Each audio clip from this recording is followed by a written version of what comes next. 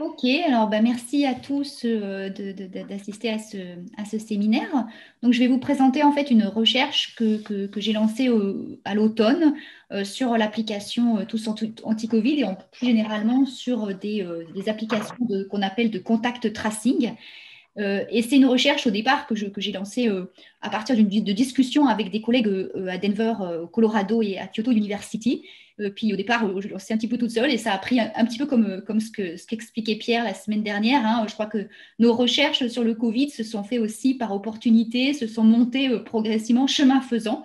Et du coup, maintenant, on est à une assez grande équipe. J'ai eu un gros soutien de Pacte, hein, en la personne de Sandrine Astor et puis de Ariane, que je remercie beaucoup, de Thierry Bontemps qui m'a beaucoup aidé puis qui m'aide toujours énormément, de Monica qui nous a rejoint pour Pacte, d'un collègue de Gaël, Ira Gaël Joly qui m'aide pour tout ce qui est statistique puis qui participe à la recherche pour tout ce qui est statistique. Et puis on a eu la chance aussi de pouvoir se connecter avec Vincent Roca, qui est du coup une des personnes qui a mis au point le protocole Robert, qui est derrière l'application Tous Covid, qui bosse dans l'équipe Privatix d'INRIA et qui nous aide beaucoup à comprendre tous les aspects techniques. Voilà, alors je vous expliquerai un petit peu tous ces éléments-là. Alors, attendez, hop, il faut que j'arrive à bien maîtriser ça. Ouais, pour redonner vite la généalogie en fait de ce programme de recherche, moi je travaille depuis plusieurs années, même une dizaine d'années sur la question de là où j'aurais plutôt tendance à dire des résiliences. D'abord, je me suis entourée, on a travaillé avec plusieurs collègues au sein de la MSH Alpes, hein, j'ai coordonné l'axe crise, risque et résilience de la MSH Alpes pour essayer de comprendre ce concept, la façon dont il changeait des choses dans la gestion des risques. Et puis après, en termes d'enquête de terrain, en fait, j'ai travaillé pendant une dizaine d'années sur la façon dont des innovations techniques, plutôt des petites solutions portables comme des lampes solaires, des solutions mobiles, étaient développées, soutenues par des grandes organisations internationales pour équiper les pauvres des populations vulnérables et leur permettre de faire du développement économique. Avec Pascal Trompette, on a travaillé pendant des années sur les solutions solaires, les petites lampes, les petits dispositifs dont on espérait en fait autour de ces projets-là qu'elles permettraient aux populations d'être plus résilients, de faire de l'empowerment, de l'augmentation de capacité. Donc ça renvoie en fait à des profonds changements en fait, hein, dans les théories de management des risques, dans tout ce qui concerne aussi la question du développement. Donc vous retrouvez des choses assez convergentes à la fois dans le monde du développement et dans tout ce qui est les organisations internationales de gestion des catastrophes, des désastres. C'est l'idée qu'il faut, d'une certaine manière, désinstitutionnaliser, déprofessionnaliser la gestion des risques pour la ramener auprès du citoyen dont on souhaite qu'il devienne acteur, hein, du vulnérable, qu'il soit acteur des risques, qu'il soit acteur de sa propre protection, de son propre développement, de le rendre capable. Hein. C'est vraiment cette notion de capacité, d'empowerment de Marie Tracen qui a beaucoup pénétré dans ces univers-là. Et ce que l'on a constaté, hein, au fil des années, c'est que cet empowerment pouvait passer, était soutenu par ces grandes organisations, par des solutions innovantes, techniques, souvent qu'on pourrait appeler low-tech, ou en tout cas, mais le terme low-tech n'est pas terrible, hein, parce qu'il y a toute une dimension de développement durable qui est derrière et que les applications mobiles ne répondent pas du tout à ça. Mais enfin, en tout cas, des petites solutions simples d'usage, portables, décentralisées, intégrées au quotidien de l'acteur pour lui permettre de gérer ses risques. Voilà. Alors ça, c'est plutôt développé dans le domaine des grands désastres naturels, les typhons, les inondations, les séismes. Je vous ai mis quelques exemples. Aux États-Unis, avec mon collègue Hamilton Bean, justement, lui, il a étudié tout le système des SMS push envoyés dans le cas des grands désastres naturels sur les mobiles des Américains. Vous savez, vous êtes nombreux à savoir qu'au Japon, il y a eu beaucoup de choses qui se sont développées pour les typhons, les séismes. Alors, les applications de contact tracing, si je reviens, si je les situe par rapport à tout ça, c'est des choses en fait qui ont été testées d'abord avec Ebola en 2015. Il y a eu des premiers essais pour voir comment ça fonctionnait. Il y a eu une petite étude qui est parue, qui était plutôt une étude de santé publique, hein, pour évaluer leur efficacité, très, très modeste. Mais vous avez vu qu'à partir du printemps 2020, c'est des solutions qui ont été développées dans plus de 30 pays. Au départ, c'est Singapour, hein, qui lance sa première solution au printemps 2020, une solution géolocalisée. Et petit à petit, ça va se répandre. Vous avez un très bon Wikipédia, si ça vous intéresse. Vous pouvez regarder, vous avez la liste de tous les pays avec toutes les solutions techniques qui ont été développées. Le principe de ces solutions, en fait, c'est d'identifier le plus rapidement possible les chaînes de contamination pour essayer de les briser, Ça suppose une participation active du citoyen qui doit activer l'application. Et puis ensuite, surtout, le plus important, c'est qu'il doit se déclarer s'il est positif à la Covid-19 pour pouvoir justement informer l'ensemble des contacts potentiels de leur mise en relation avec quelqu'un qui a été positif.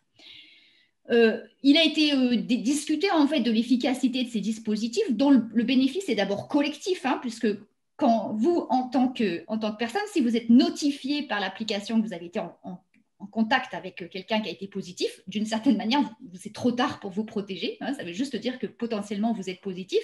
Par contre, ça veut dire que vous devez vous isoler et protéger les autres puisque vous êtes potentiellement contaminant. Donc, c'est d'abord un bénéfice collectif. Le bénéfice individuel, il est périphérique, enfin, il est indirect. Et globalement, il y a eu des études qui ont été publiées, notamment à Harvard, il y a eu des études, à Oxford, il y a eu des études qui ont été faites sur alors au départ, on parlait d'un seuil de 50% d'utilisateurs. Les dernières études, c'est 15% d'utilisateurs dans une communauté, une société donnée, sur un territoire donné pour qu'il y ait une certaine efficacité en termes d'impact sur le système de santé, sur le nombre de réanimations et le nombre d'hospitalisations. Bon, vous avez sans doute entendu parler qu'il y a eu beaucoup de controverses dans de nombreux pays en lien avec la protection de la vie privée, en particulier pour les systèmes géolocalisés. En France, en Europe, il y a eu des débats autour des questions, est-ce que le système doit être centralisé? C'est le cas de la France, qui est le seul pays en Europe qui a choisi un système centralisé, ou des systèmes décentralisés, qui sont les solutions que vous avez le plus en Europe, aux États-Unis, et en particulier la solution qu'on appelle GAEN, qui est la solution qui a été proposée par Apple et Google, qui a été proposée à de nombreux pays, de nombreux États. Derrière ça, il y a aussi des enjeux géopolitiques très importants. Vous avez d'un côté la France qui a défendu une solution souveraine. Hein. Il faut savoir que il y a eu en fait un gros consortium européen autour de e-health qui a débattu en fait pendant tout le printemps autour de solutions à adopter uniformément sur le territoire. L'Allemagne a travaillé beaucoup de façon très proche avec la France pour une solution centralisée. Et puis au dernier moment, ils ont choisi, ils ont fait machine arrière et alors que le projet était presque au bout d'aboutir, en fait, ils ont choisi la solution Google-Apple. La solution Google-Apple, c'est une solution en fait qui est complètement décentralisée sur les téléphones et qui est pilotée par les deux GAFA. Alors, je ne vais pas aller trop loin, mais en gros, la particularité de la solution française, donc comme je vous ai dit, elle est centralisée, décentralisée, je pourrais expliquer. En tout cas, elle est très complexe. Et en fait, toutes ces questions de débat sur la protection de la vie privée, etc., sont peu maîtrisées, maîtrisées par peu de gens. Il y a eu finalement, les grosses controverses ont été animées par des gens de la communauté informatique elle-même, notamment des gens de l'INRIA. Hein, il y a eu des controverses internes assez violentes. Mais globalement, une grande partie des citoyens que j'interviewe en ce moment ne comprend absolument pas le système lui-même. Je ne vais pas rentrer dans le détail, mais vous savez que je peux vous expliquer parce qu'après au moins 6 mois de bosser là-dessus, ça y est, j'ai enfin compris exactement comment ça fonctionne et toute la logique derrière, enfin toute la logique technique qu'il y a derrière. La particularité du choix français, et puis c'est aussi intéressant de regarder au niveau international, c'est qu'en fait, on n'a pas seulement une application de traçage, on a un outil multifonctionnel en fait, de gestion de crise, puisque vous avez du contact tracing, mais vous avez surtout de la gestion des attestations pour pouvoir gérer le confinement, le couvre-feu. Vous avez des conseils sanitaires, vous pouvez prendre rendez-vous pour le vaccin, vous avez des actualités sur la situation sanitaire. Enfin, vous avez plein de trucs. Si vous prenez par exemple au Colorado, vous avez juste une application de contact tracing, donc rien d'autre, avec un petit lien Internet qui vous amène sur le site web du département de santé du Colorado, et au Japon, un petit peu d'infos sanitaires. Voilà. Alors, ces questions-là, pour les attraper d'un point de vue théorique, d'un point de vue académique, il faut savoir que la question de développer des applications mobiles pour les risques, d'une manière générale, les vulnérabilités, c'est un objet académique récent. Il y a tout un courant qui travaille sur l'informatique de crise, en lien avec les désastres naturels dont je parlais tout à l'heure. Il y a des choses intéressantes aussi à aller voir du côté de la mobile health, notamment des gens qui ont travaillé comme Lupton sur le développement finalement de solutions qui amènent au self-tracking, qui amènent une quantification permanente de soi, en fait, une sorte de nouvelle gouvernementalité des corps. Et puis, en fait, le bilan de beaucoup de ces littératures, c'est que souvent, en fait, les vrais usages, la façon dont les gens s'approprient ces solutions, ces outils, en particulier en situation de crise, sont très, très peu explorés. Voilà, il y a beaucoup de choses sur le design de ces applications, mais très peu sur les usages réels. Il en va de même pour le contact tracing. Vous avez une grosse littérature qui est sortie dès le printemps, en fait, avec énormément d'études d'acceptabilité par des informaticiens, par des gens de la santé publique.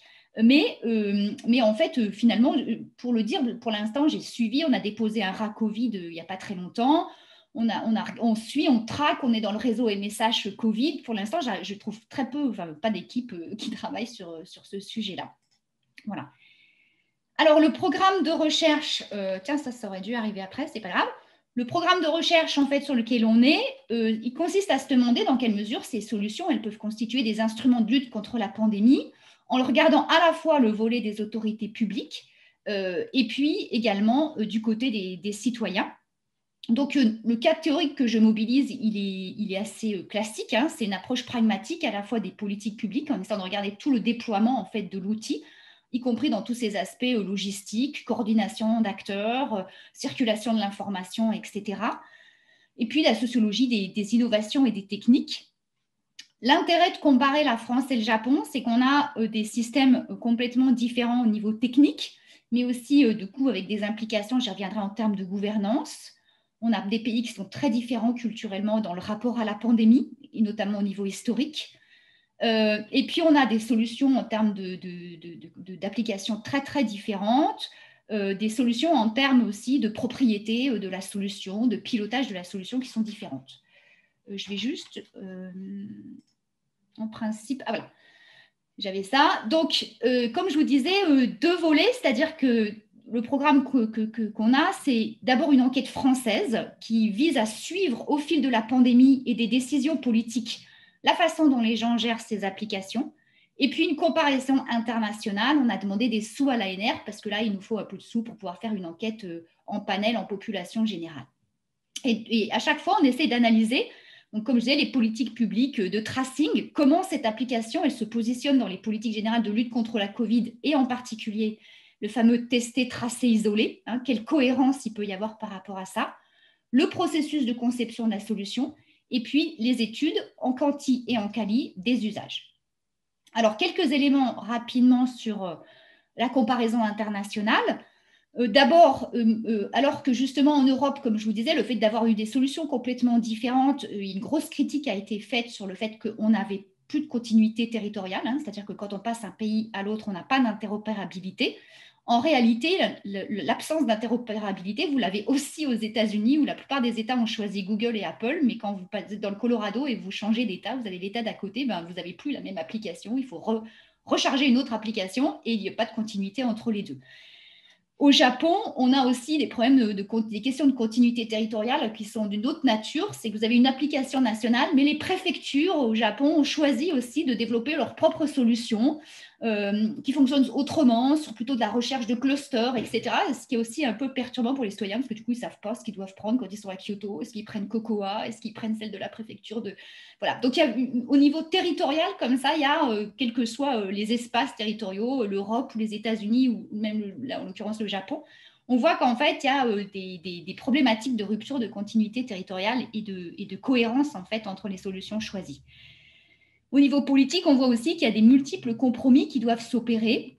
D'abord, des compromis entre le respect de la vie privée et puis les solutions, le type de solution choisie et le monitoring public. En France, on a choisi une solution, comme je disais, centralisée, mais aussi en propriété de l'État, ce qui permet d'avoir quelques chiffres, pas grand-chose. Je répondrai à vos questions si vous voulez. On a 2-3 statistiques qui permettent de voir en fait l'évolution de l'usage de l'application.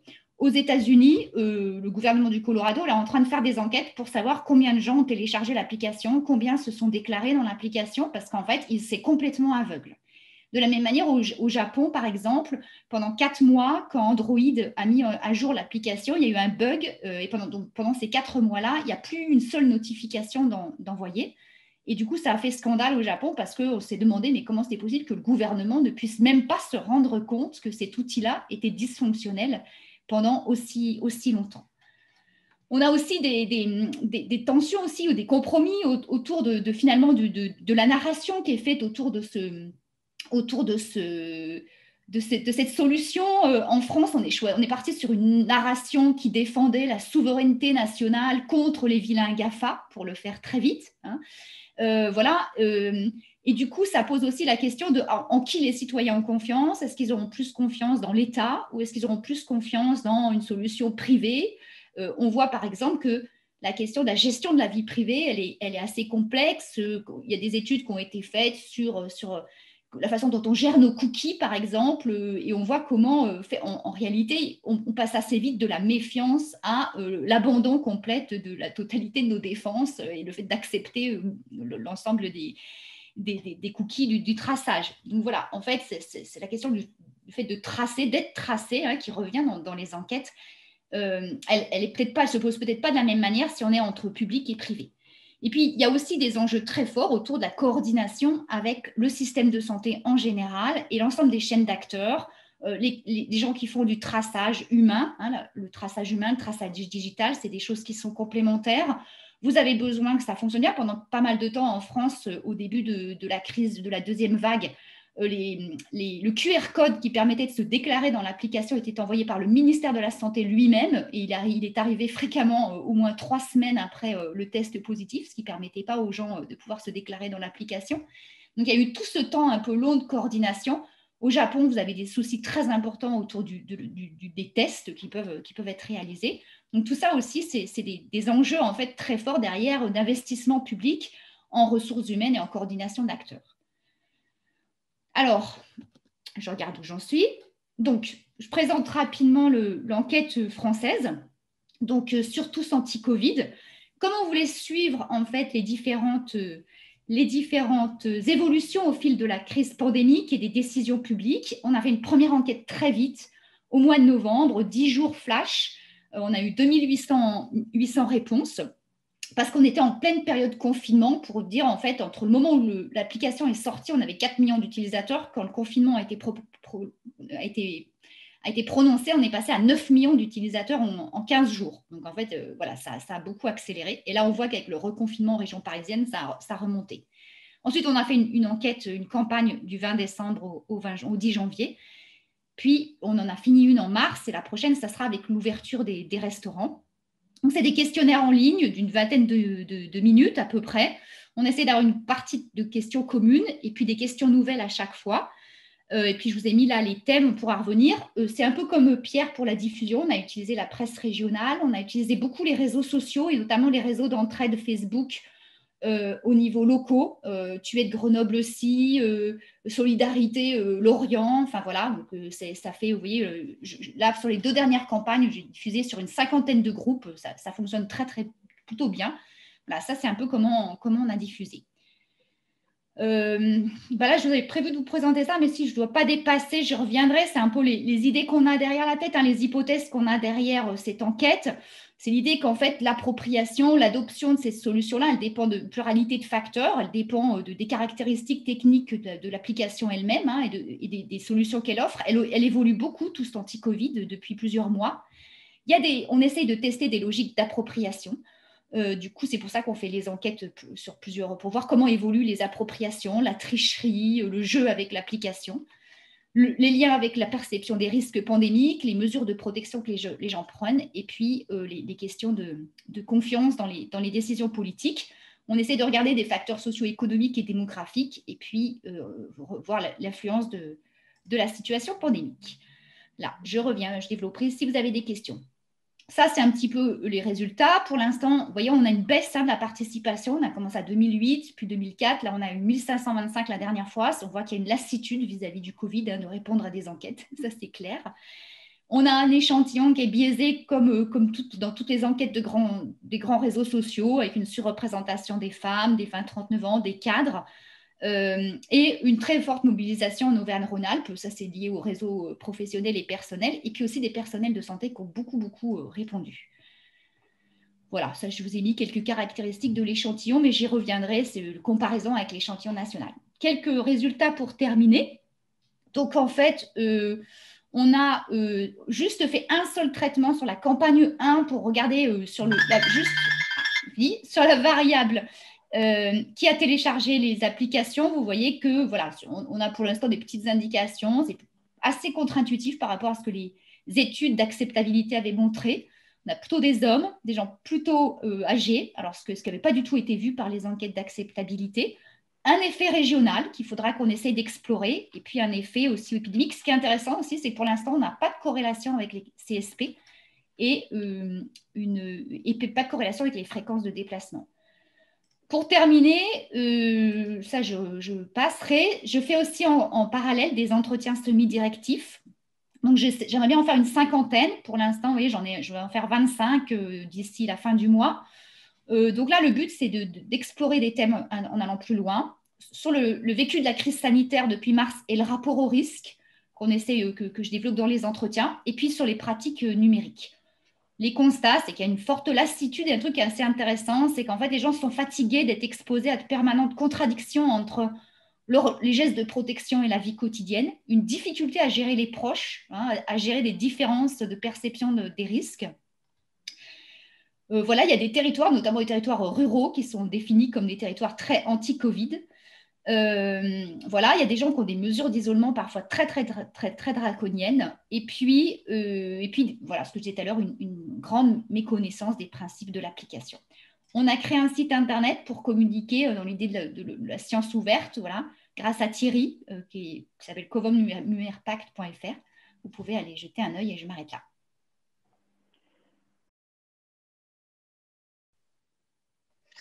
Donc, bonjour à toutes et tous. Donc, on est ravis. Je parle au nom de Gaëlle Clavandier et Chéri Schrecker. Donc, on est ravis toutes les trois de pouvoir partager avec vous donc, les réflexions qu'on mène actuellement dans le cadre de la recherche nationale Covid-EHPAD, dont je vais donc d'abord vous présenter la méthode et les grands axes d'analyse. Et puis après, je ferai un focus sur la région Aura au sein de laquelle nous travaillons toutes les trois, pour vous présenter enfin plus particulièrement la monographie d'un EHPAD. Donc, tout d'abord, un mot sur le projet Covid-EHPAD. Donc, il a été initié au mois de mars 2020 et il est coordonné par la plateforme nationale de recherche sur la fin de vie. Donc, c'est une enquête qui s'est donnée pour objectif d'analyser l'expérience vécue des professionnels, des résidents et de leurs proches confrontés au confinement, aux situations de fin de vie et de décès qui sont advenues en EHPAD lors de la première vague de la pandémie. Donc, nous avons réalisé des entretiens auprès de ces trois types d'acteurs dans 6 régions françaises, notamment en mobilisant nos réseaux professionnels et personnels. Et donc, les entretiens ont majoritairement eu lieu par téléphone, excepté pour les résidents, puisque du fait de troubles cognitifs ou de troubles de l'audition, nous avons pu nous rendre sur place pour les réaliser en face à face quand les mesures s'assouplissaient, ce qui nous a permis également de faire donc de l'observation directe dans certains établissements. Donc, un des objectifs de l'enquête, c'était de saisir les choses en train de se faire et pas seulement de réaliser une enquête a posteriori. Et donc, pendant notre période de terrain, toutes les régions n'en étaient pas au même stade de développement de la pandémie. Et donc, les entretiens ont eu lieu entre avril et octobre 2020, mais la grande majorité, en fait, se sont concentrés entre mai et juillet. Donc, au total, nous avons réalisé 264 entretiens semi-directifs dans 52 établissements différents, parce qu'on a essayé de privilégier donc une approche monographique, c'est-à-dire en essayant de combiner des entretiens avec différents types de professionnels, des résidents et des proches au sein d'un même établissement, pour démultiplier les regards. Donc, on a également été attentif à étudier un panel varié d'EHPAD selon leur statut privé ou public, leur situation géographique rurale-urbaine, leur taille ou encore l'existence d'accueil spécifique ou non pour les personnes atteintes de troubles cognitifs. Et à plus de 60% auprès d'acteurs de terrain, 16% auprès de résidents et 21% auprès de proches de résidents. Donc, pour analyser ce corpus, on a privilégié 3 axes d'analyse. Donc, le premier s'intéresse à l'expérience du confinement par les résidents à travers les reconfigurations de l'habité en EHPAD. Donc, on le sait, la pandémie a particulièrement affecté ces lieux qui sont devenus des hauts lieux d'espace de contamination très risqués pour ces sujets âgés et vulnérables. Et donc, on a souhaité interroger les effets du confinement sur la vie quotidienne des résidents, que les EHPAD aient été contaminés ou non par le virus, à travers 3 dimensions, donc le rapport à l'espace, à autrui et au temps. Donc, sur cette question, un article est en cours de soumission auprès de la revue des politiques sociales et familiales. Le deuxième axe d'analyse, il s'intéresse plus particulièrement aux morts liées à la Covid-19. Donc là, peut-être, il faut rappeler que pendant la première vague, c'est quasiment la moitié des 30 500 décès imputables au Covid qui ont concerné des résidents en EHPAD. Donc, plusieurs aspects guident cette analyse, les décisions médicales et l'accompagnement des fins de vie, les pratiques au moment du décès et celles de l'après-décès, donc tant du côté des professionnels et de la mémoire institutionnelle qui se met en place, que du côté des proches, donc à travers des entretiens de suivi de deuil. Et donc, le troisième axe s'intéresse aux transformations des pratiques professionnelles. Donc là, on entend par là toute la réorganisation du travail, des pratiques de soins, des glissements de tâches et des conditions de travail pendant le confinement et leur effet à moyen et long terme sur les EHPAD. Donc, l'analyse de ces résultats, elle est encore en cours et donc un prolongement de la recherche est actuellement envisagé voilà, pour pouvoir poursuivre l'analyse du matériau. Donc voilà, donc j'en arrive à mon second point pour vous présenter les données qu'on a recueillies spécifiquement en région Auvergne-Rhône-Alpes. Donc on a pu réaliser 5 monographies d'EHPAD qui regroupent 60 entretiens, plus 7 entretiens isolés. Donc ces 67 entretiens, ils se sont échelonnés pour nous entre mai et juillet 2020. Donc certains se sont déroulés en plein confinement et d'autres au moment où les mesures s'assouplissaient. Donc, de plus, on a également pu se rendre sur place dans quelques établissements et Chéri Schrecker a pu assister depuis le printemps dernier aux réunions de cellules de la crise régionale, donc avec production de littérature grise également. Donc, le taux d'incidence de la pandémie, il a été variable entre les différents établissements. Donc, nous, sur les 12 EHPAD qu'on a enquêtés en région Auvergne-Rhône-Alpes, il y en a 6 qui ont été touchés au moment de l'enquête. Et donc, parmi ces derniers, sur le temps d'inclusion, le nombre de décès dus à la Covid a varié de 2,4% jusqu'à 18,3%. Donc, on a une moyenne à peu près de 11,3% de décès Covid parmi les résidents. Donc, ces données, en fait, elles nous offrent surtout un ordre de grandeur puisque on a recueilli les chiffres de manière assez hétérogène, soit avec des questionnaires, soit de manière déclarative auprès de différents types de professionnels. Et là, il faut ajouter aussi que cette recherche, elle se centre prioritairement sur les établissements touchés. Et donc, la moyenne des décès dus à la Covid dans notre corpus est nécessairement plus haute que la moyenne nationale, qui était environ de 2,5% de décès de résidents en EHPAD dus au virus de la Covid. Donc, parmi les 67 entretiens, on a interrogé 16 résidents, donc une majorité de femmes, 12 âgés de 64 à 99 ans, donc de milieux sociaux et de degrés d'autonomie assez divers. On a également fait 24 entretiens auprès de proches, ici aussi majoritairement des femmes, 80%, ce qui rejoint notamment des filles de résidentes, ce qui sont la majorité des aidantes en général. Et donc, 2 d'entre elles ont perdu leurs proches résidents en EHPAD et donc ont fait l'objet d'un suivi de deuil. Et donc, enfin, on a rencontré 27 acteurs de terrain, donc des directeurs, médecins coordonnateurs, psychologues, cadres de santé, infirmiers, ergothérapeutes, aides-soignants et agents de service, agents d'accueil. Donc là, pour terminer, je vais vous donner un aperçu d'une monographie en EHPAD qu'on a réalisée en Aura pour vous présenter donc, quelques résultats. Donc l'EHPAD en question, il est situé dans une commune semi-rurale. C'est un établissement privé à but non lucratif dont l'histoire est très liée à la religion catholique. Et donc l'association gérante s'occupe aujourd'hui d'une dizaine d'établissements.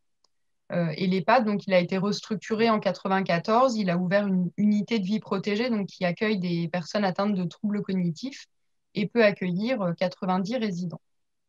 Donc cet établissement, il a été identifié via une connaissance qui nous a donné le contact du médecin coordonnateur qui nous a fait lui-même parvenir une liste de professionnels. Donc, on a pu interroger donc ce médecin, infirmière coordinatrice, psychologue, infirmière, aide-soignant et agent des services logistiques. Alors, pour ces 3 dernières professions, on a réussi à avoir 2 personnes, une personne ayant travaillé dans la zone Covid, j'y reviendrai, et une autre qui est restée travailler donc, dans l'EHPAD classique, non zone Covid. Donc ensuite, on a pu rencontrer sur place 2 résidentes et leurs filles et avoir le contact également de 2 proches endeuillés. Donc là, ces 15 entretiens, ils ont eu lieu du 2 au 24 juin. Donc pour ce qui est de la contamination, hein, c'est un établissement qui a été contaminé. Donc dès le confinement, cette EHPAD a choisi de réaliser des tests, hein, sur les résidents présentant des symptômes évoquant la Covid. Donc le premier cas va se révéler positif 1 mois après le confinement, donc le 10 avril, avec un premier décès le 22 avril. Donc au total, ce sont 12 résidents qui vont s'avérer positifs. Du côté des professionnels, en fait, c'est le premier cas positif parmi les résidents qui va déclencher une politique de test systématique sur l'ensemble du personnel, donc dès le 14 avril, hein, avec une positivité dès le lendemain. Et donc, au total, hein, ce sont 24 professionnels qui seront touchés par la Covid. Donc, sur les 12 résidents positifs, il va y avoir donc 5 décès dus à la Covid, hein, dont 4 vont avoir lieu au sein de l'EHPAD. Et il faut également noter, hein, que sur cette période, 29 résidents non touchés par la Covid décéderont également. Alors, je le souligne ici parce que d'après le médecin coordonnateur et aussi un certain nombre de professionnels, ce taux est 2 fois supérieur au taux de décès habituel. Donc, voilà, sur des personnes qui n'ont pas été touchées directement par la Covid. Donc là, je vais vous présenter un peu la chronologie du confinement dans cette EHPAD. Donc, dans cet établissement, le médecin coordonnateur décide de le mettre en place 1 semaine avant le confinement national, donc dès le 10 mars. Il va se traduire par une interdiction des visites, donc des proches, mais aussi des intervenants extérieurs, hein, comme les kinés, les coiffeurs, etc. Un maintien en chambre des résidents, l'annulation de toutes les animations collectives et l'arrêt des nouvelles entrées de résidents. Donc, l'ensemble de ces restrictions vont durer 3 mois, du 10 mars au 10 juin à peu près.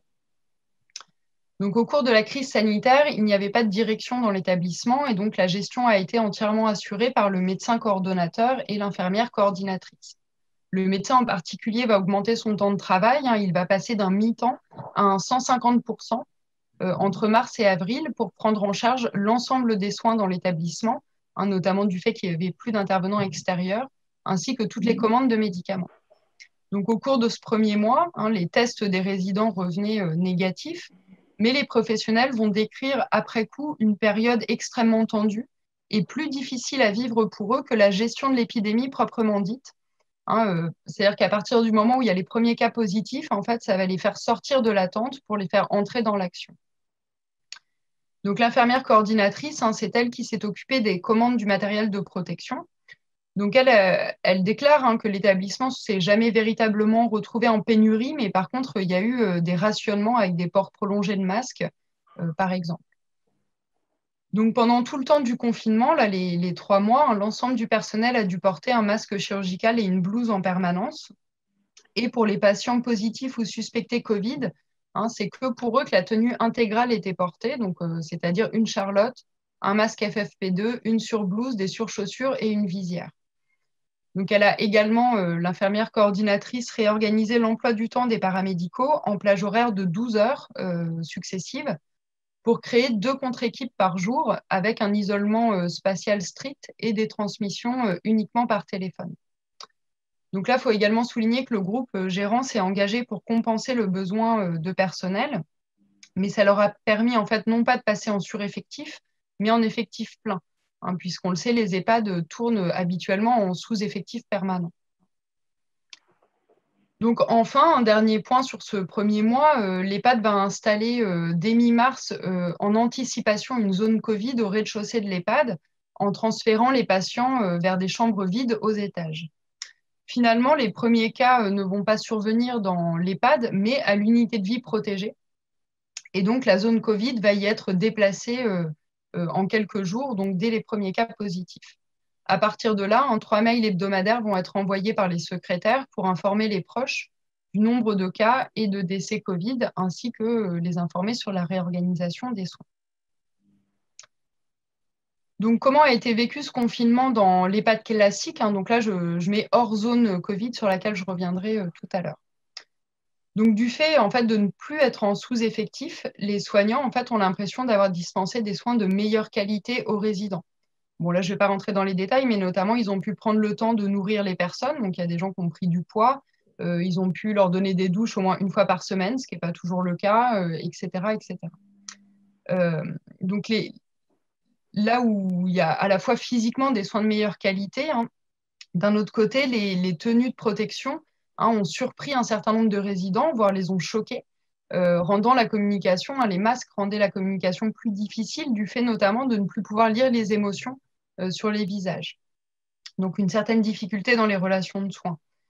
De plus, les professionnels soulignent que les résidents ont psychologiquement très mal vécu le confinement, avec une accentuation du mal-être, notamment au cours du temps. Et donc tous, comme je le disais, estiment que le confinement en lui-même a entraîné une hausse des décès, y compris pour des personnes qui étaient en bonne santé physique avant l'épidémie.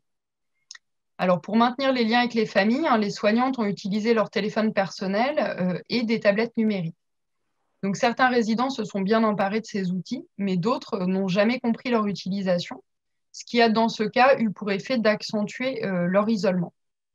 Donc, les entretiens, par exemple, réalisés avec les 2 résidentes et leurs filles, mettent en évidence que le confinement a surtout été un révélateur de leur relation et a exacerbé des tensions qui existaient auparavant. Pour donner un bref exemple, une des filles se déclare s'être retrouvée très soulagée de ne plus être obligée de venir tout le temps visiter et s'occuper de sa mère, tout en ressentant une certaine culpabilité. Alors, dès l'autorisation gouvernementale, un lieu dédié aux visites va être aménagé à la façon d'un parloir. Et ici, donc, c'est intéressant puisque le médecin coordinateur, lui, il déclare que les familles ont été formidables, très compréhensives, avec des relations assez faciles avec elles. La psychologue, quant à elle, elle relate une situation en fait très tendue et très compliquée avec les proches. Mais en fait, c'est elle qui a dû tenir l'agenda de rendez-vous. Et elle décrit les familles à partir de ce moment comme infectes, car en grande souffrance. Elle va relater un certain nombre de situations qu'elle considère comme maltraitantes pour les résidents, du fait des problèmes de compréhension à cause du plexiglas dans les parloirs, mais aussi des familles en pleurs ou qui se mettaient à taper contre le plexiglas avec des crises de panique, et donc une grande anxiété de part et d'autre. Donc ça, c'est un petit exemple pour montrer l'intérêt des monographies, qui permet évidemment de croiser les regards, mais aussi de mettre en avant les vécus différentiels en fonction des places occupées, ici dans la division du travail. Donc maintenant, du côté de la zone Covid, qui s'est mise en place dans l'unité de vie protégée. Donc là, il y a une équipe spécifique qui a été dédiée à cet espace sur la base du volontariat. Alors, du fait de leurs forts troubles cognitifs, les professionnels soulignent la difficulté pour ces résidents de comprendre la situation, ainsi que de mettre en œuvre les gestes barrières. Donc, eux, ce sont les seuls qui n'ont pas été confinés en chambre. C'est l'unité de vie protégée qui a été entièrement fermée par rapport au reste de l'établissement. Donc, les professionnels, ils soulignent évidemment la lourdeur des prises en charge de ces patients, à la fois déments et atteints du Covid, et la forte charge mentale également, avec beaucoup d'inquiétude, la peur du virus et la fatigue de devoir expliquer sans cesse la situation aux résidents qui ont des troubles de mémoire et de maintenir les liens avec les proches qui étaient parmi les plus inquiets, puisque avec des résidents dans la zone Covid. Donc, il témoigne cependant d'une très forte solidarité entre professionnels, avec une répartition des tâches plus égalitaire qu'habituellement. Et donc, ils insistent vraiment sur le renforcement des liens et ils mettent en avant un vrai sentiment de fierté d'avoir fait face à l'épidémie et d'être un peu l'équipe héroïque au sein de cette EHPAD. Alors, le médecin et la psychologue, ils estiment cependant que l'investissement de ces soignantes dans la zone Covid a parfois été trop loin et qu'elles se sont substituées aux familles absentes, notamment dans la prise en charge des décès, ce qui va être mon point suivant. Donc, cette inquiétude a fait que la psychologue, notamment, a demandé au groupe gérant de financer la venue d'une psychanalyste qui va intervenir 2 fois par semaine pendant le confinement auprès de ces soignants-là pour proposer des temps de parole. Donc, sur la prise en charge des décès, je précise simplement rapidement qu'habituellement, dans cette EHPAD, les soignantes préparent les corps des patients décédés et il n'est pas rare que les obsèques aient lieu dans la chapelle sur le site de l'EHPAD lui-même. Donc, les équipes fabriquent un petit livret avec une photo qui est déposée dans l'entrée de l'EHPAD à côté d'une bougie. Et donc, ce recueil collectif n'a pas eu lieu pendant le confinement, ce qui a évidemment créé une certaine frustration. Concernant les décès non Covid qui ont eu lieu dans l'EHPAD classique, donc malgré le fait que les protocoles aient été beaucoup moins stricts, ces décès ont été très difficiles à vivre pour les soignantes. Et elles ont également ressenti, malgré une certaine tolérance pour les visites fin de vie pour les proches, leur relative absence a été compensée par une plus grande présence des soignantes et donc qui explique aussi cette difficulté pour le personnel. Donc l'équipe Covid, quant à elle, donc elle a accompagné jusqu'au bout 4 personnes décédées du virus, puisqu'il y en a une qui a été transférée à l'hôpital. Et donc ces décès, ils ont eu lieu sur une vingtaine de jours. Et donc c'est surtout le premier décès, en fait, il est vraiment décrit comme dramatique par les équipes. Donc le protocole a été le suivant: interdiction de faire une toilette de présentation, mise en housse du corps, aspersion du corps avec de la javel, et départ du corps dans un cercueil en zinc et sans capitonnage, le tout en moins de 4 heures. Et là, il y avait des difficultés pour faire venir la famille. Rapidement, après ce premier décès, les règlements vont s'assouplir, les règlements nationaux. Notamment, le cercueil en zinc va apparaître inutile, avec un droit de visite plus formel qui va être accordé aux familles. Alors pour autant, la mise en housse et la pulvérisation de javel seront maintenues, qui sont décrits parmi les gestes les plus difficiles à réaliser pour les soignantes.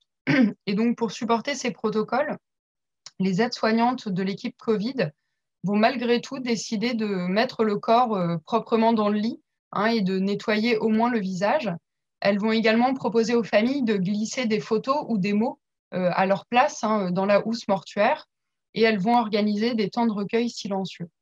Alors, là où le médecin et la psychologue disent qu'elles ont été très loin, c'est qu'elles ont parfois voulu réaliser elles-mêmes la mise dans le cercueil et sa fermeture, et il leur est arrivé d'accompagner le cercueil dehors jusqu'au véhicule des pompes funèbres. Donc, ce qui a aussi choqué les équipes de l'EHPAD classique, qui étaient complètement coupées de cette équipe-là. Donc, contrairement à l'EHPAD classique, à la fin du confinement strict, ces soignantes de l'équipe Covid, elles vont prendre un temps particulier avec les résidents de l'unité de vie pour marquer la fin du Covid et la transition vers la zone, de nouveau vers une unité de vie. Elles ont notamment imprimé la photo de tous ceux qui étaient décédés dans l'unité pour proposer des temps d'échange et de parole avec les autres résidents. Voilà, on pourra revenir dessus, mais notamment, ça n'a pas été le cas dans l'EHPAD classique. Donc, les résidents témoignent parfois d'un choc de revenir, par exemple, dans les salles à manger et de voir des chaises vides sans qu'il y ait eu de discussion au préalable. Donc, pour finir, la psychologue, c'est elle qui parle le plus de la question du deuil des proches. Et elle estime que la forte restriction des visites en fin de vie et les restrictions liées aux funérailles risquent de rendre le deuil très difficile, voire impossible pour les proches. Donc ça, en tout cas, dans les entretiens suivis de deuil, les proches relatent effectivement un sentiment de déréalisation, le fait de ne pas croire que la personne soit tombée malade puis soit décédée, notamment du fait de ne pas du tout avoir pu voir l'évolution de la maladie puis du décès. Alors voilà, donc j'ai terminé. J'avais simplement pour conclure 2 points d'ouverture sur lesquels nous travaillons donc sur cette EHPAD, mais qui sont transversales à notre corpus national. Donc le premier point, c'était celui du vécu du déconfinement. Ils sont en général très progressifs. Et en fait, c'est vécu comme c'est un vécu assez ambivalent, puisque évidemment, tout le monde attendait avec impatience la levée des restrictions, mais il faut noter un certain nombre d'appréhensions, notamment une certaine difficulté à retrouver une vie collective, y compris pour les résidents, à ressortir de leur chambre, une peur de la seconde vague évidemment, et la gestion de beaucoup de nouvelles entrées, notamment pour équilibrer les modèles économiques suite au décès d'un certain nombre de résidents, c'est-à-dire qu'il fallait remplir très vite les chambres vides.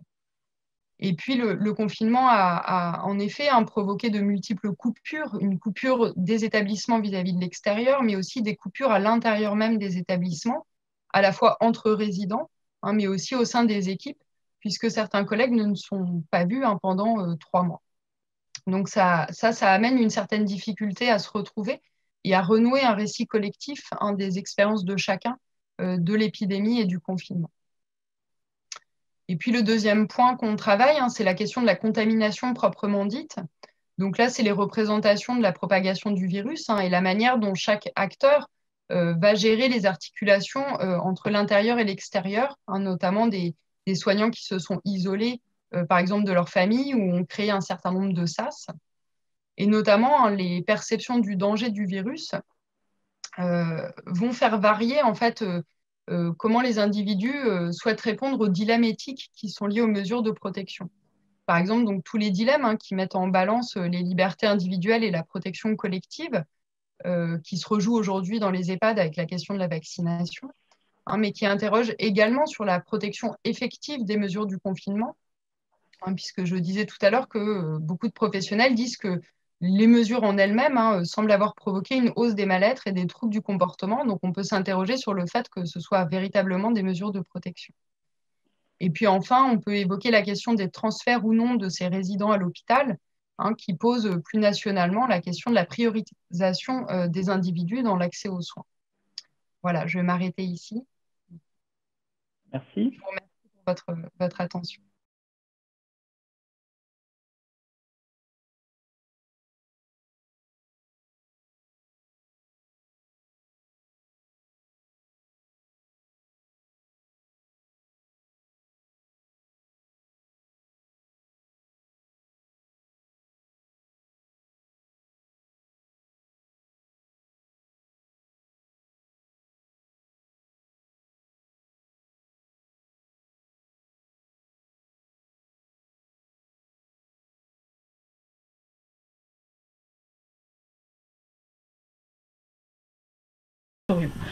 J'ai suivi un peu la trame que nous avait proposée Thierry, donc je partirai d'abord de l'actualité et de la contextualisation du thème. Le milieu médical est impacté fortement par la crise, du fait que les soignants sont en première ligne et que se pose aussi la question de la prévention de la santé en général, pas seulement des Covid mais aussi des non-Covid. Dans un contexte qui était un contexte déjà très difficile au niveau de la pénurie des soins, avec la grève des urgences, des infirmières, un Ségur aussi qui a eu lieu avec une réforme du système de santé. Moi j'ai travaillé sur cette question de la santé des soignants depuis déjà un certain nombre d'années sur le lien entre organisation du travail et santé avec une étude qui s'appelle Orsosa.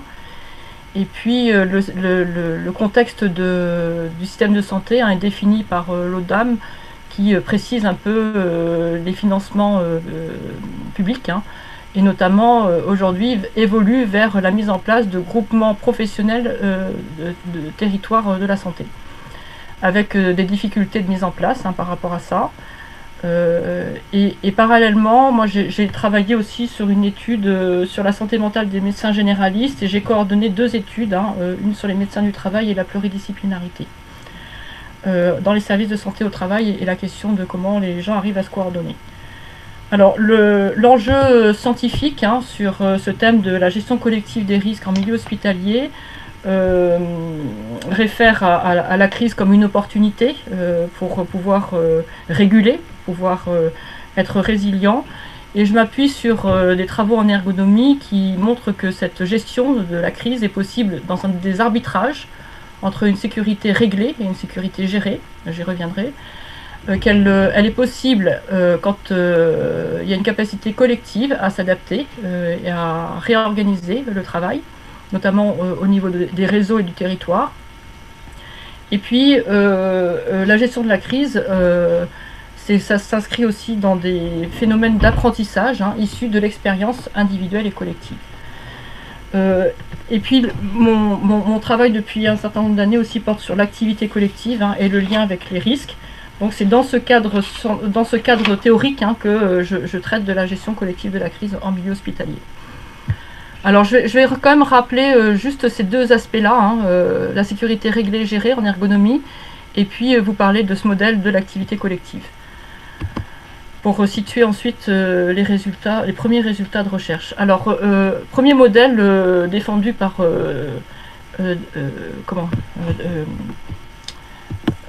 Danielou, François Danielou à l'ICSI, c'est dire que la sécurité, la gestion des risques elle est possible dans des arbitrages qui se construisent entre la sécurité réglée et la sécurité gérée. La sécurité réglée, c'est tout ce qui est normes qui nous permettent d'anticiper des situations. C'est les prescriptions, c'est les règles, etc. Et puis, il y a une sécurité qu'on va appeler gérée. La sécurité gérée, c'est celle liée à la variabilité des situations, aux régulations qu'on peut mettre en œuvre pour pouvoir faire face à un certain nombre de perturbations et d'aléas, et qui nous invite à être davantage dans prendre en charge la situation de travail selon les marges de manœuvre qui sont disponibles. Cette idée de penser la gestion des risques entre sécurité réglée par les normes et la sécurité gérée par les régulations mises en œuvre par les personnes dans leur situation de travail est une voie possible à la réorganisation du travail. Et moi, je rajoute une troisième type de connaissances qui sont les connaissances collectives. Le collectif. Le collectif, il amène aussi un certain nombre de règles de métier, de transmission, de savoir-faire, de connaissance de l'autre ou de confiance. Et ce collectif, il permet aussi également de gérer les risques. Donc la gestion des risques, dans le sens d'une réorganisation du travail, c'est la combinaison de ces trois types de connaissances. Des connaissances de la sécurité réglée, gérée, et aussi des connaissances issues du collectif, qui va permettre de voir d'autres façons de faire sur la réorganisation du travail. Ça, c'est le premier modèle. Deuxième modèle que je vous propose, c'est le modèle de l'activité collective. Ce modèle de l'activité collective est intéressant pour pouvoir comprendre la prévention et la gestion des risques avec un certain nombre de marges de manœuvre. Dans ce modèle, l'idée, c'est qu'on distingue le travail collectif du collectif de travail. Le travail collectif, c'est la manière dont les gens vont travailler ensemble, la manière dont ils vont pouvoir coopérer, s'entraider, faire face à un certain nombre de contraintes et de perturbations. Tandis que le collectif de travail, c'est la manière dont les gens vont être en relation ensemble, vont partager un certain nombre de valeurs, vont arriver à construire du sens ensemble. Et quand on a des situations où on peut faire du travail collectif et du collectif de travail, à ce moment-là, ça va nous permettre de développer une activité collective. Et cette activité collective est très importante pour la prévention et la gestion des risques, parce que l'activité collective a trois fonctions. La première fonction, c'est qu'elle va nous permettre de réélaborer les règles, de trouver des moyens par rapport à la prescription, de faire autrement pour pouvoir faire face à la situation. Deuxième fonction de l'activité collective, c'est que plus il y a de l'activité collective, plus les gens vont pouvoir se préserver au niveau de leur santé et pouvoir développer leurs compétences. Et ça participe aussi à la mise en œuvre d'une sécurité gérée. Et puis troisième niveau, c'est que plus il y a de l'activité collective, plus ça va entretenir le collectif lui-même. Et ce collectif, c'est un vrai travail que de l'entretenir dans la durée, pour pouvoir continuer à faire face à de nouvelles situations qui peuvent nous arriver. Et il existe un lien également aussi entre la santé et la vitalité du collectif, c'est-à-dire que plus les gens sont en santé et peuvent développer leurs compétences, plus on peut construire et enrichir, consolider, renforcer le collectif de travail. Donc c'est dans le cadre de ce modèle de l'activité collective que je vous propose de regarder les premiers travaux que j'ai réalisés dans le cadre de cette demande que j'ai eue à l'hôpital. Alors cette demande à l'hôpital, c'est, je rappelle les objectifs de recherche, c'est de comprendre les changements organisationnels et la construction de la coopération en interne et avec les partenaires extérieurs pour pouvoir faire face à la crise Covid. Et je suis rentrée par cette demande par la médecine du travail avec qui j'ai bossé depuis un certain nombre d'années, qui m'a dit viens dans les cellules de crise, il y a des choses qui sont intéressantes à venir voir sur comment justement les gens arrivent à coopérer pour pouvoir faire face. Cette recherche s'appuie donc dans une approche diachronique, longitudinale, avec des compétences en ergonomie du travail et en ergonomie organisationnelle, et avec mes collègues en ergonomie qui travaillent en milieu hospitalier et en gestion de crise. La méthodologie, c'est que depuis tout début avril jusqu'à maintenant, j'ai suivi toutes les cellules de crise.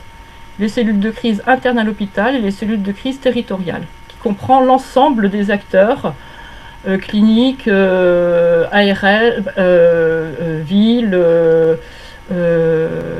laboratoires, etc., etc. j'ai pu réaliser 27 entretiens avec des acteurs ressources de ces cellules, internes ou externes, principalement lors de la première phase et deuxième phase, et puis il y a des entretiens à refaire sur la troisième phase.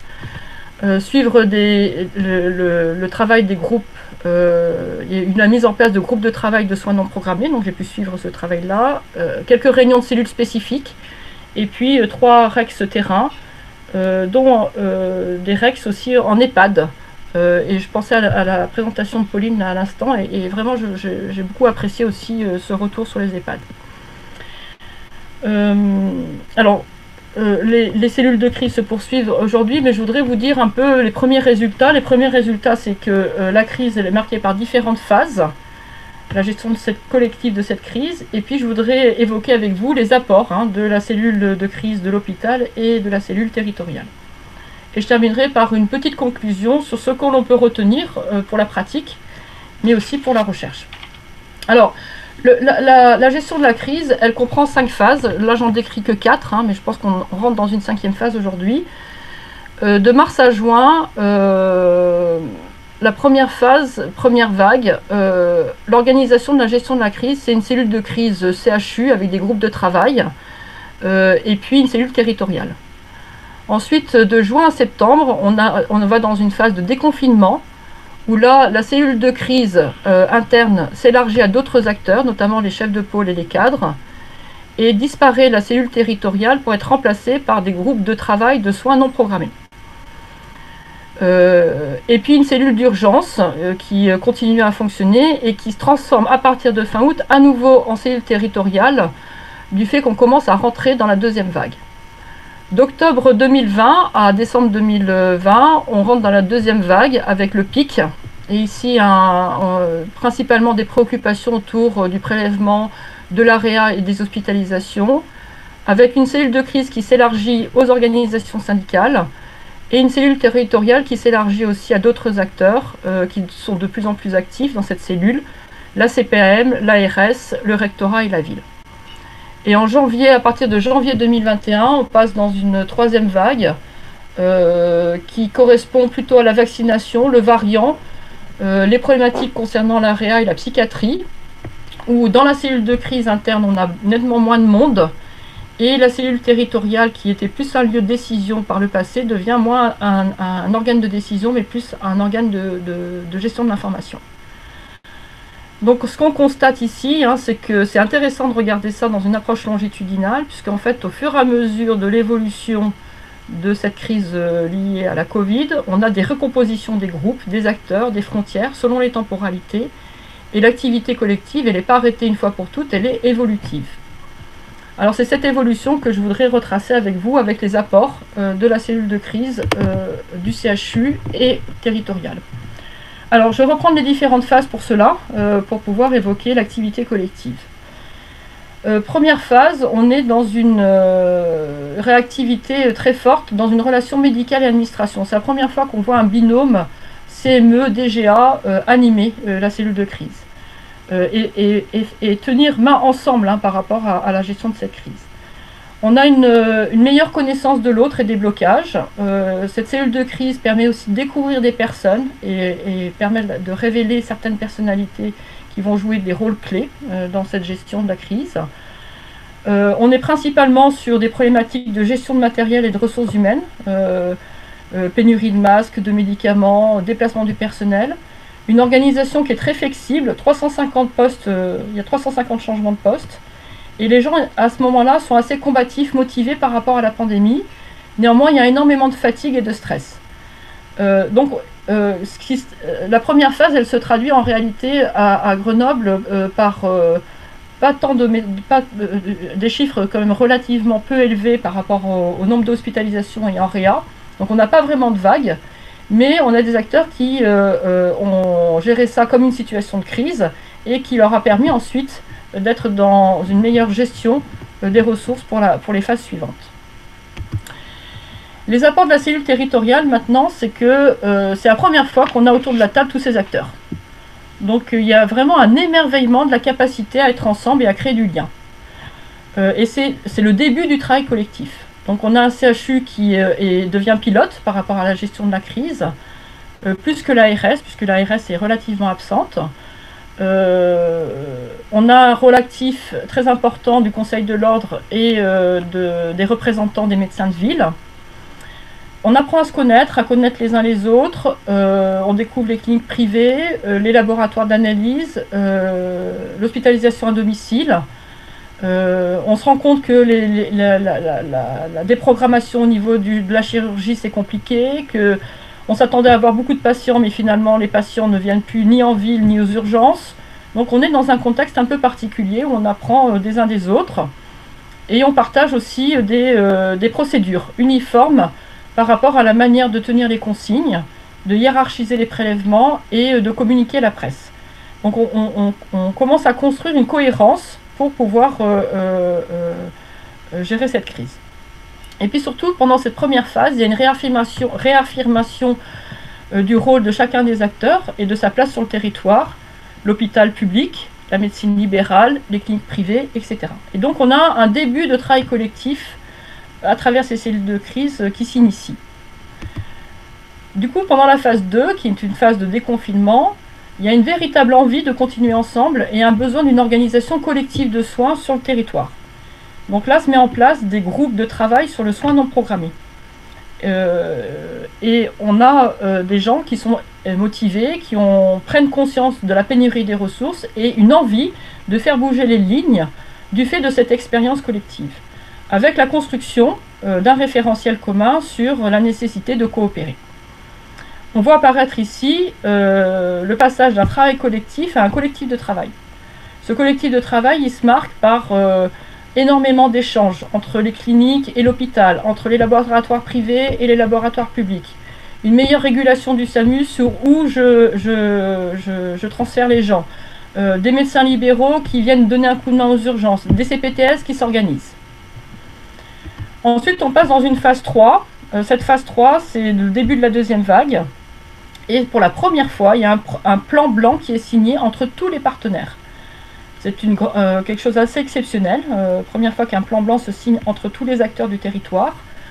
Et un plan blanc qui est un peu particulier, qui n'est pas uniquement sur la gestion des moyens et la nécessité de faire appel aux professionnels en cas de difficulté, qui est aussi pour préserver les professionnels et la manière dont on peut concevoir quelque chose ensemble. Il y a la visite du ministre de la Santé, qui est aussi l'occasion de réaffirmer une volonté territoriale.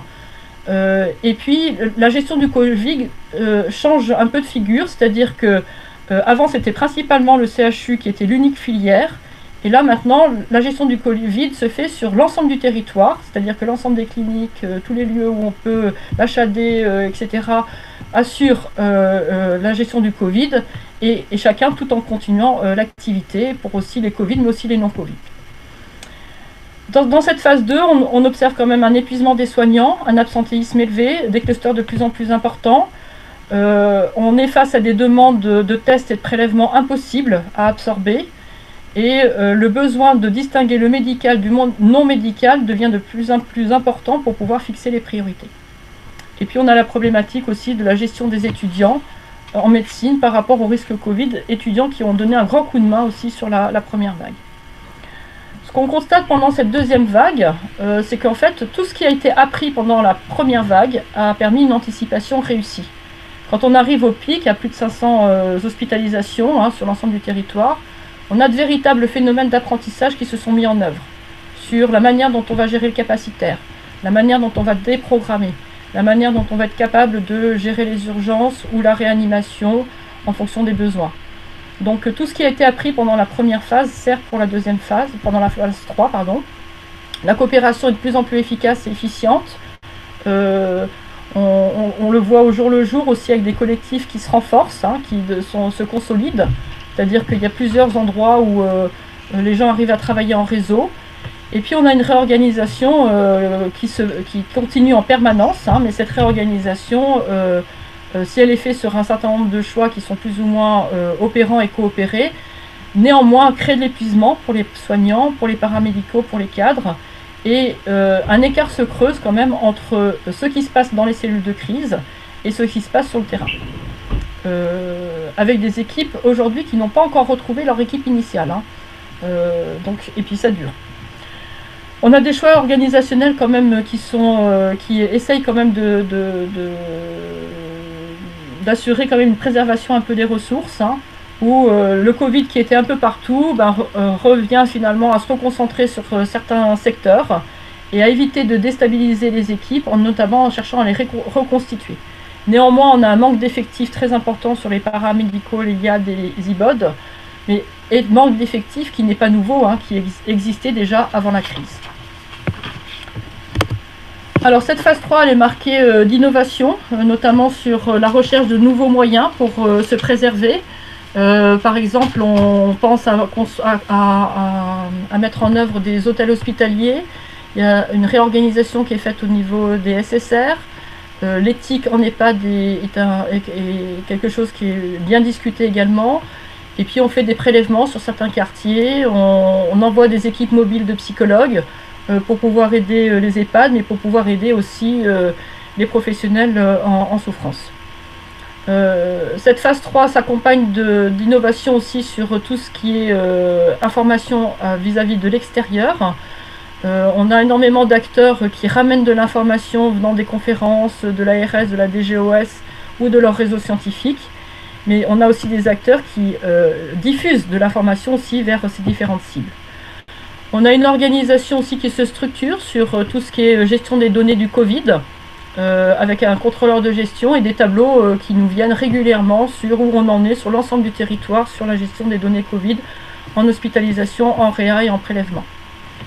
On a également, pendant cette période, moins de problèmes de matériel, ce qui explique aussi les innovations, hein. C'est-à-dire que autant au départ on était dans la phase 1 plutôt sur la protection, là on est davantage dans la prévention dans cette phase 3. Et puis du coup il y a une relance des groupes de travail pour un projet territorial de santé. Sur la phase 4, on est sur la vaccination, et la vaccination fait vraiment objet de crise, hein. On a beaucoup d'impossibilités à anticiper, des injonctions contradictoires sur l'arrivée des vaccins, sur les flux, sur les gestions des équipements, etc. et des acteurs qui vont réaliser cette vaccination. Et puis on a des ressources qui sont insuffisantes. Le CHU ici apparaît comme un organe de régulation, mais rappelle que ce n'est pas lui l'instance de décision. Il régule au niveau de la gestion des stocks, de la formation du personnel et des centres de vaccination. Et dans cette période de phase 4, on est dans une sécurité qui est beaucoup plus réglée. C'est-à-dire qu'on a beaucoup plus d'informations qui descendent de l'État, du gouvernement, et qui imposent un certain nombre de règles. Donc du coup, on a moins de liberté, moins d'autonomie aussi de la part des acteurs pour pouvoir réguler et réélaborer les règles. Donc les acteurs sont beaucoup dans cette période-là à rendre compte de chiffres, de résultats. Ils se comparent les uns avec les autres, hein, Grenoble par rapport à Chambéry, par rapport à etc., sur la réalisation d'un certain nombre d'actes de soins de prévention. Ils discutent aussi les responsabilités par rapport aux règles, et on cherche à définir quel est le périmètre du territoire, et le périmètre du territoire s'arrête ici plutôt au sud Isère, alors que dans le nord Isère, on a énormément de problématiques liées à la pandémie. Pendant cette phase aussi cette phase 4, on a une organisation de la vaccination avec des mutations du virus, hein, le variant. Pendant cette mutation pendant cette phase-là d'organisation de la vaccination, on est beaucoup sur la gestion des flux, la priorisation. On a aussi des investissements très lourds, hein, au niveau des machines, hein, pour pouvoir réaliser le séquençage, mettre dans les frigos les vaccins, etc. Avec certains acteurs qui vont jouer des rôles clés comme la pharmacie, et puis un certain nombre d'équipes mobiles, hein, qui vont assurer aussi la continuité pour les autres acteurs. Et puis on a une médecine de ville un peu parfois en contradiction, qui y va, qui ne va pas, et qui est contrariée aussi par les injonctions au niveau de l'État. Globalement, qu'est-ce que moi je constate, mais là il faudrait que je poursuive un peu mes analyses de résultats, hein, c'est un essoufflement pendant cette phase 4. On continue quand même à partager des difficultés, mais le collectif est un peu fragilisé quand même par ces injonctions, par ces informations descendantes, et puis on sent que la guerre des chapelles peut revenir, malgré quand même une bonne ambiance et une cellule de crise qui reste quand même un lieu d'échange, d'information, de relations informelles et puis de possibilités aussi de pouvoir échanger sur les affects et le vécu. Alors que retenir finalement d'un point de vue pragmatique maintenant sur ces cellules de crise internes et territoriales, et puis que retenir aussi pour la recherche. Alors d'un point de vue pragmatique, on a beaucoup de changements d'acteurs, des tensions, des conflits. On a une animation qui est quand même très solide et qui fait que c'est efficace. Oui. Attention, tu as déjà dépassé de 4 minutes. Ok. Bon, ben, je laisse tomber le point de vue pragmatique, je laisse tomber ça, et puis je vais rester là-dessus. C'est-à-dire que retenir que il y a vraiment une coopération inédite, une nécessité de travailler ensemble, le passage du travail collectif au collectif de travail. Il y a des réélaborations des règles qui amènent vraiment à des réorganisations collectives du travail, que le collectif permet de se préserver les uns les autres. Ça permet aussi de faire bouger les acteurs dans leur représentation. C'est une ressource pour construire le réseau. Et aujourd'hui, ce collectif dans les cellules de crise territoriales apparaît vraiment comme un premier étage à l'animation de groupements professionnels de santé territoriale qui seront à consolider dans le futur. Merci.